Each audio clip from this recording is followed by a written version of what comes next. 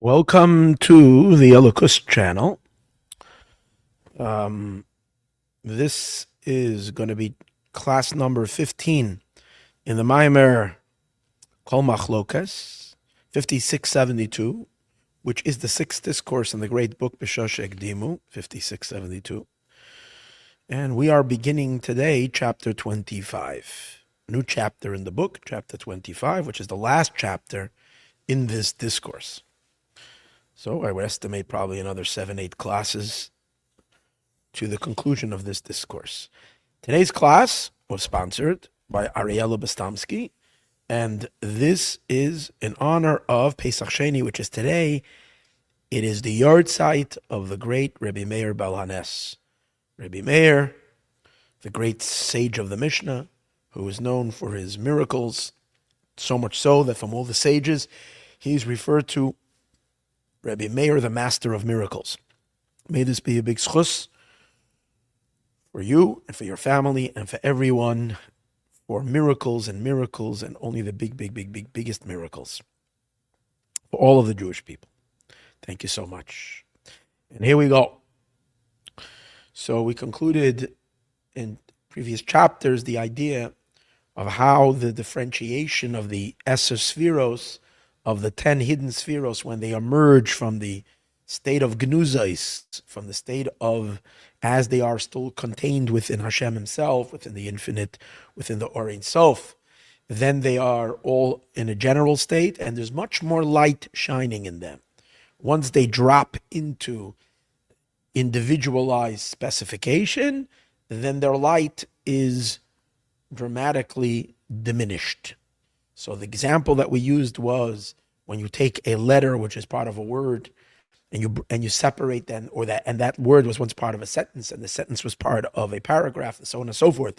Then you just remove one letter, although it's the same letter that was part of the book, but now the amount of energy that can dwell in this letter is very insignificant compared to what was there before. That was what we were learning, and that's the diminishment of once the spheros differentiate, the 10 spheros, they become now palpable or palatable rather for the creations to receive, as opposed to when these lights were all together, the oil was too intense for the worlds to receive. They were limitless and infinite, and too much light was shining in them.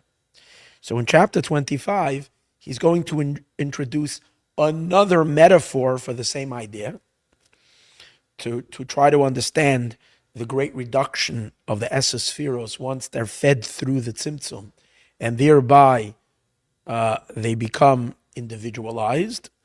And now he begins to explain that as follows. The mashal that he's going to give now, the metaphor that he's going to give now, is going to be a little more consistent, if you might say, with oiros, with lights. The first example that he gave was more relatable to kalim, to vessels, because the concept of letters is vessels and containers. It's only that in chapter 24 we explained two explanations why this general concept that he used as an example from the concept of vessels can be applied to the lights as well, or where in yesterday's class we learned that since the lights carry with themselves a subtle vessel like a levush, a garment, so it can imply because of the garment of it. But the example that he's going to use now, he's going to change the metaphor now.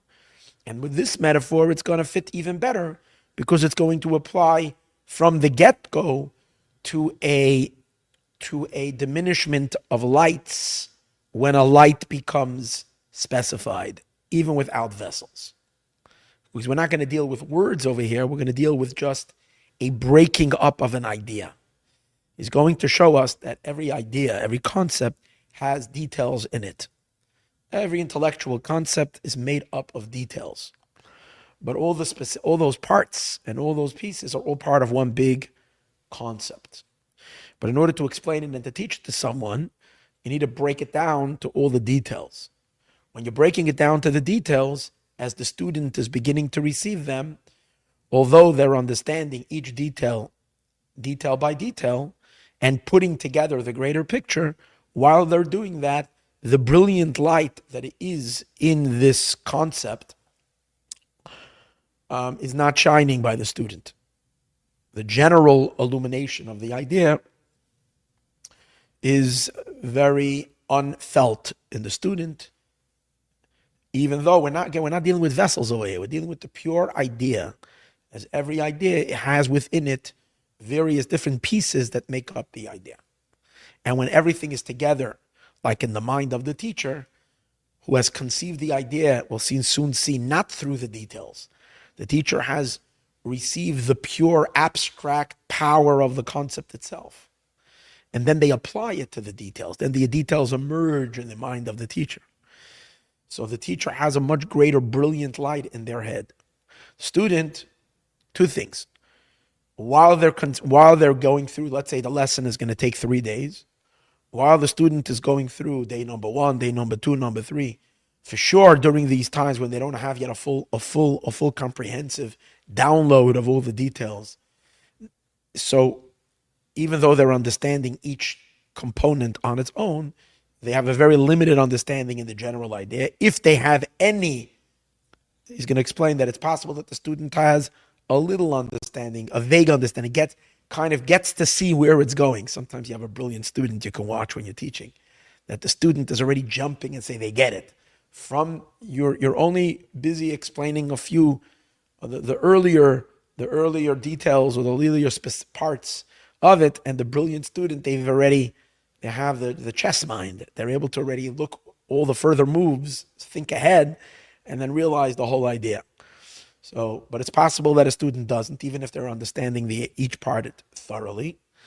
And then there's possible that there's a student that gets it, but even when they get it, it's definitely not as sharp as the teacher because they did not yet get all the details. And then even after the student gathers all the details and understands all the details and therefore does have an understanding in the general concept, in the nucleus of the idea and the power of the idea itself, it's still unlike the teacher who never built the concept up from details, but they've seen and experienced the richness and the truth of the idea from it. So let's use Rabbi Meir. Today's Rabbi Meir's yahrzeit, the holy Rabbi Meir. The sages say that the halacha,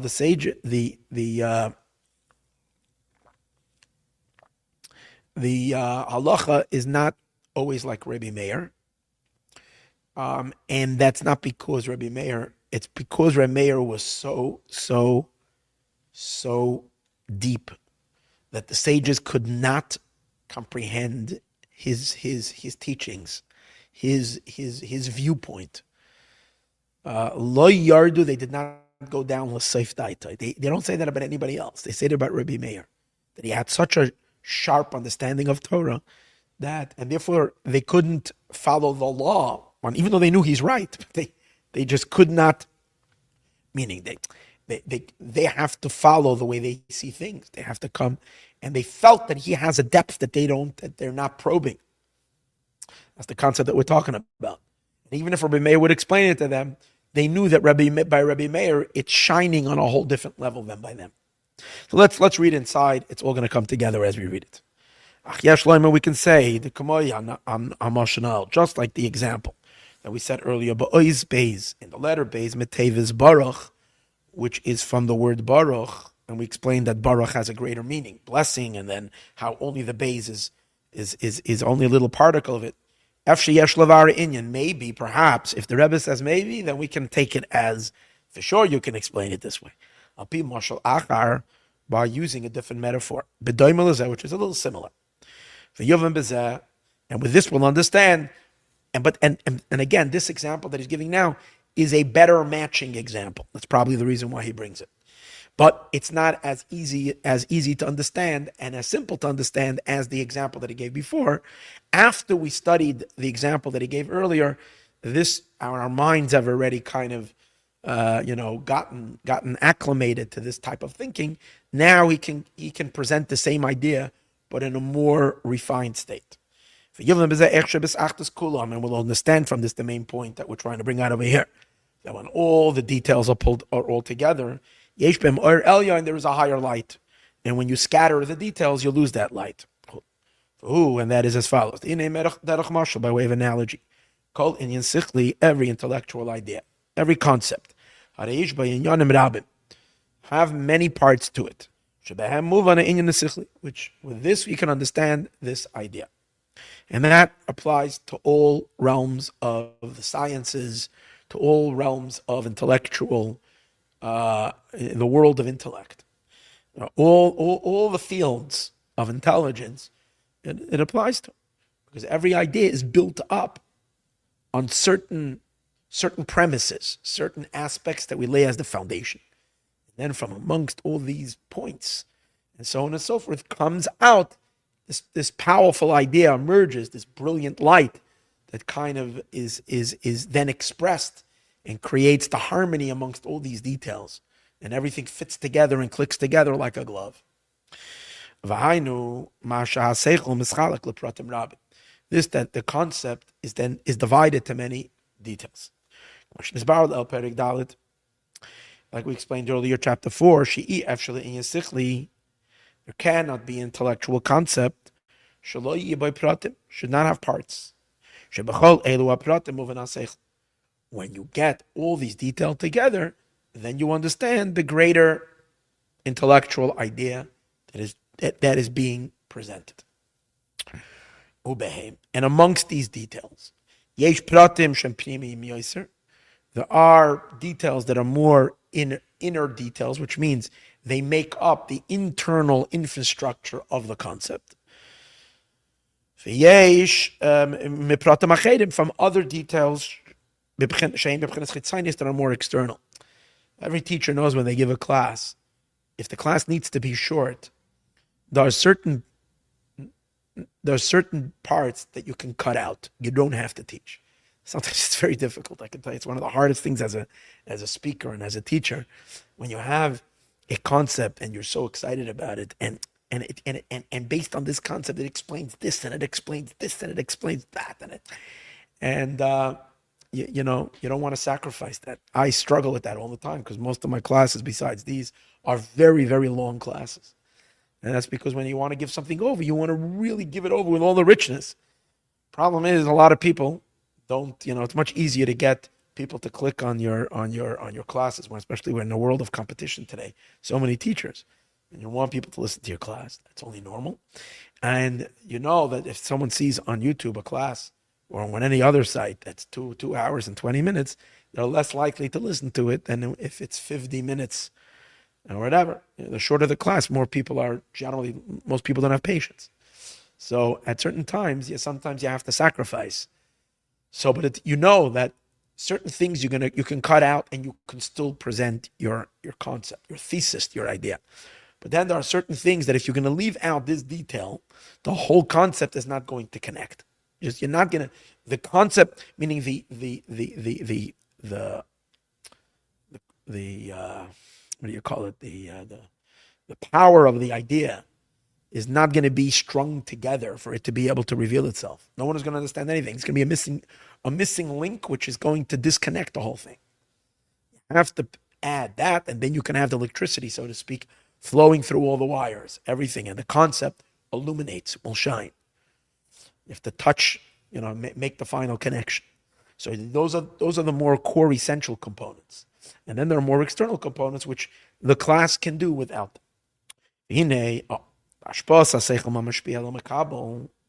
So now what do we know? What's the idea? That every concept has parts to it. Now when the teacher, the influencer, is passing over the idea to the recipient,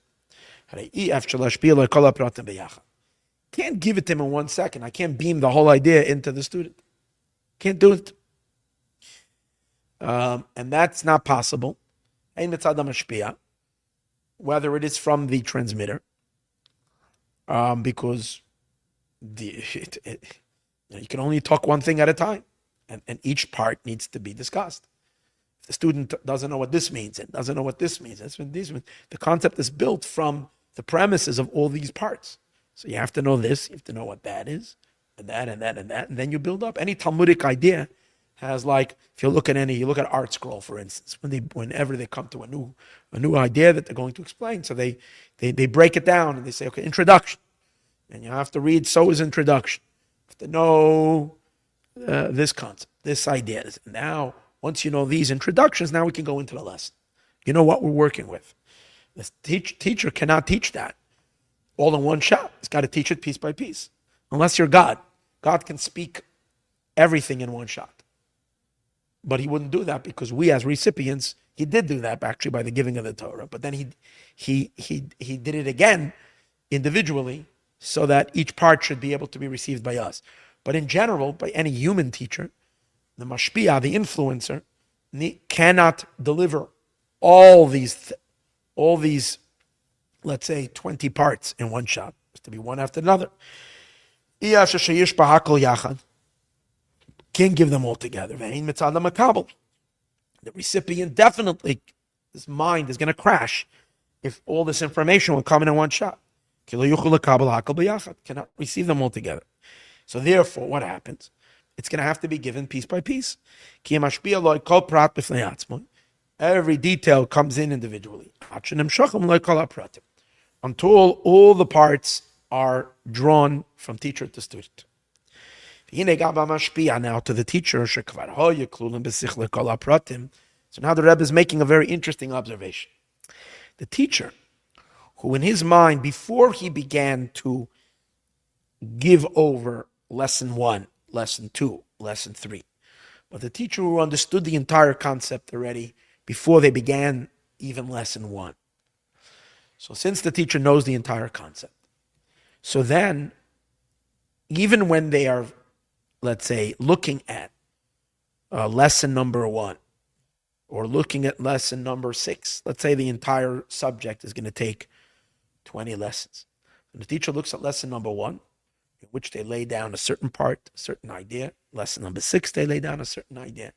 Each 11 a certain idea, right? So the teacher looks at each idea and they see in it how this is a component of the larger idea. And in this one concept, they can feel the soul pulsating of it, of the general idea that's going to come from all these 20 lessons.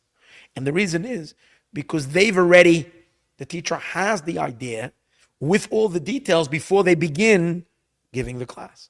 It's not happening to the teacher while they're teaching. The teacher has already the entire richness of the entire concept, and now they're giving the details. So in the details, they see already how this detail is a part of something much bigger. Again, all the parts were there already.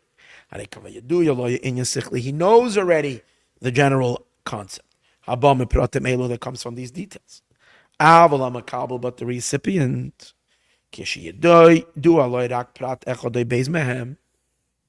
when the student is receiving only one part or two parts, doesn't know at all where the teacher is getting at. He knows this one subject. Even if he understands this part really well, he doesn't know the overall subject. Nevertheless, in every part of it, whether the student knows it or not, the teacher knows that if it wouldn't be essential to the discussion, the teacher wouldn't teach it. Why is the teacher giving it over? Because this is a part and a piece of the puzzle that later is going to come together and bring us the entire image, just like a puzzle, where the image is presented from all these smaller pieces. So the teacher knows it. The student is also getting a part of, not just is he getting this lesson, but he's also getting, which makes sense onto its own, but he's also getting a piece of a much bigger story, of a much bigger idea. He's getting, there is a little part of what is in the general teaching that the teacher has, that the influencer has. In addition to the knowledge and the understanding of this specific idea. Because this specific lesson that we're learning today, is on its own, it's already a concept. It's already an idea.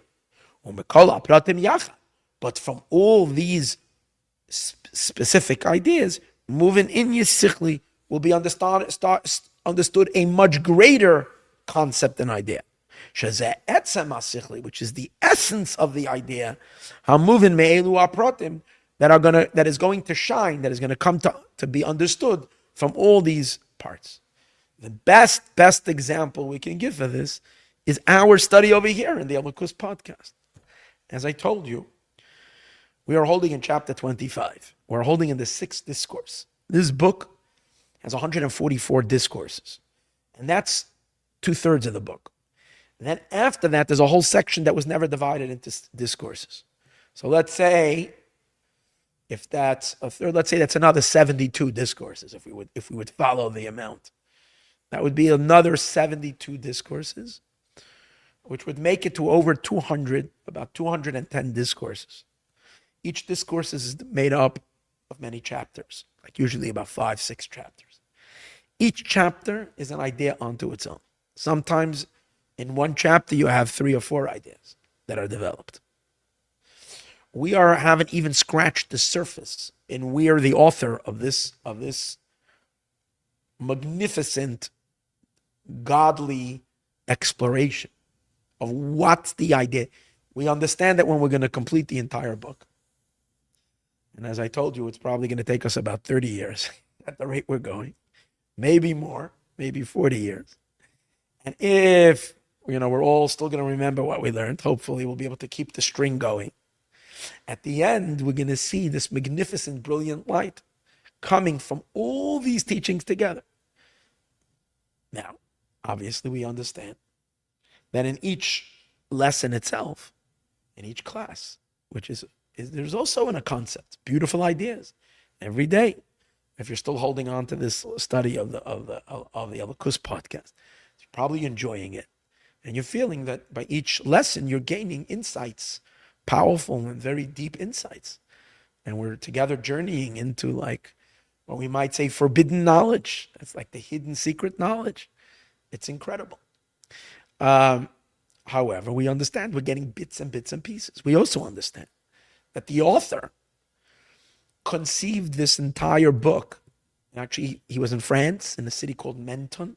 It's a beach town there, France, in the southern coast of France.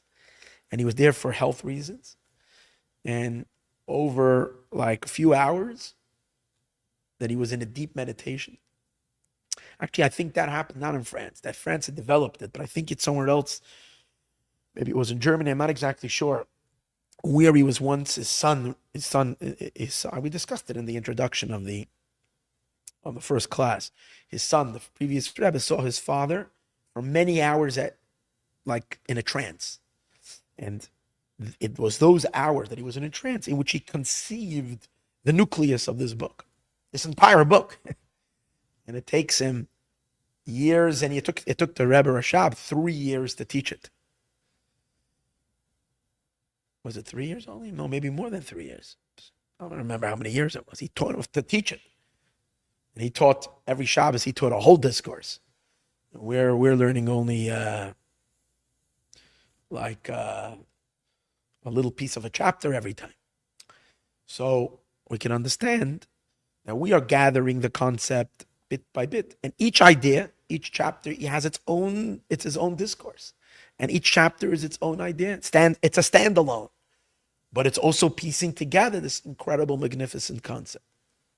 So we can understand the difference of now the Rebbe Rashab, the author, when he looked at any chapter over here, he saw how this chapter is part of his great, magnum opus, of his great thesis. It's not a thesis, it's this great exploration that he's explaining in this book.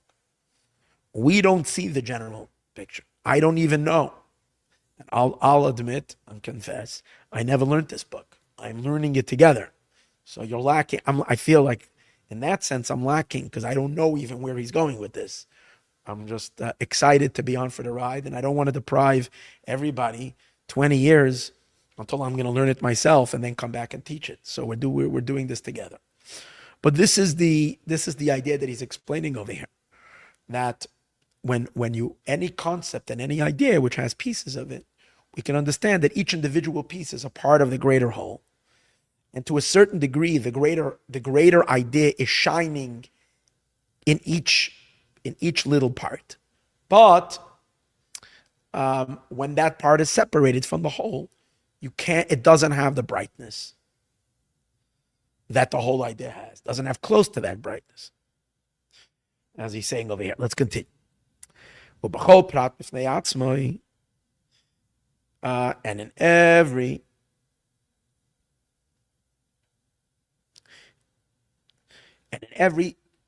every individual part, in addition to the individual